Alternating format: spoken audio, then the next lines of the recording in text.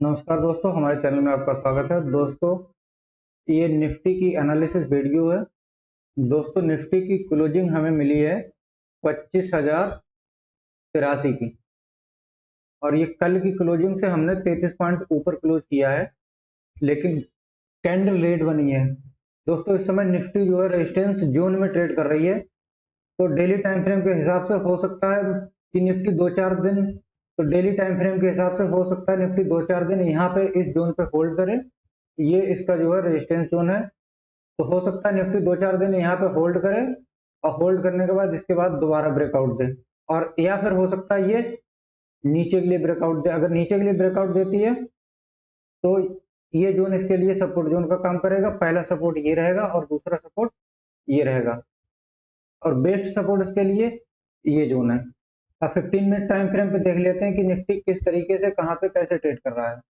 दोस्तों, 15 minute time frame पे market gap up open हुआ। गैप अप ओपन होने के बाद इसने इस रेंज का सपोर्ट लेके एक अपसाइड के लिए मूव दिया। इसके बाद इसने अपने हाई को भी नहीं निकाला। एक बार ये कोशिश की, लेकिन रिजेक्शन कैंडल लेने के बाद इसने जो है यहीं पे इसी रेंज के भीतर क्लोज कर दिया।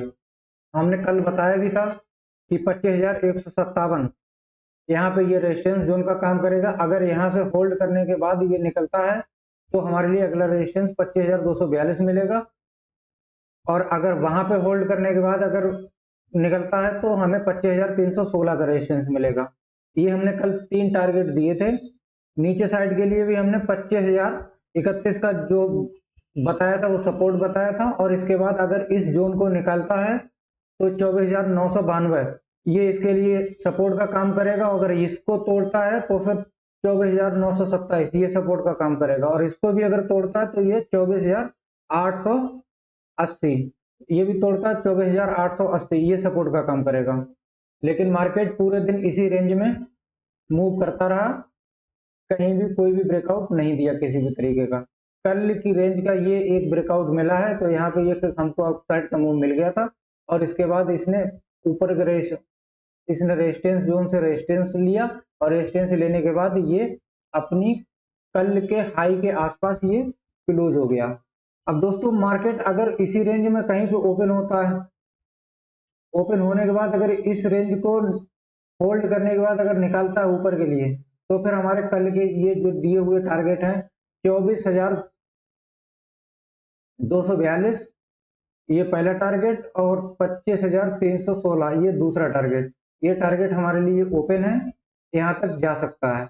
और अगर इसी रेंज में ओपन होने के बाद अगर ये 25,031 को तोड़ता है, यानी ये वाला रेजिस्टेंस जोन यहाँ पे तोड़ता है, तो ये 24,992 तक आ सकता है, 24,937, और फिर 24,880 ये 3 टारगेट हमारे डाउन साइड के लिए ओपन है। लेकिन तब जब ये 25,031 को ब्रेक करेगा डाउन साइड के लिए, तब तक के लिए ये जो जोन है ये हमारा नो ट्रेडिंग जोन कहलाएगा। इसमें हमको किसी भी तरीके का कोई भी ट्रेड नहीं लेना है। अब अगर मान लो मार्केट गैप अप ओपन हो जाता है कल फिर से, तो फिर वही सिनेरियो, यहाँ पे गैप अप ओपन होगा, नीचे आए, यहाँ से सपोर्ट लेने के बाद कोई बुलिश कैंडल बनाए, ये किसी रेंज का ब्रेकआउट दे, तब हम अप साइड के लिए जाएंगे। और अगर इसी रेंज में फिर फंस जाता तो हम यहाँ पे कोई भी ट्रेड किसी भी तरीके की नहीं मिलेगी, जब तक इस रेंज को 25,031 और 25,157 इस रेंज को ऊपर या नीचे के लिए ब्रेक ना कर दे। अगर मान लो मार्केट कल इस रेंज में कहीं पे ओपन होता है, इस रेंज में कहीं पे ओपन होने के बाद अगर इसको निकालता है 25,031, इसको अगर निकालता है तो पहला टारगेट हमारा ये रहेगा, और दूसरा टारगेट ये हमारा रहेगा, यहाँ तक जा सकता है। तो दोस्तों, वीडियो पसंद आई है तो वीडियो को लाइक करें, चैनल को सब्सक्राइब करें। मिलते हैं एक और नई वीडियो में, तब तक के लिए नमस्कार।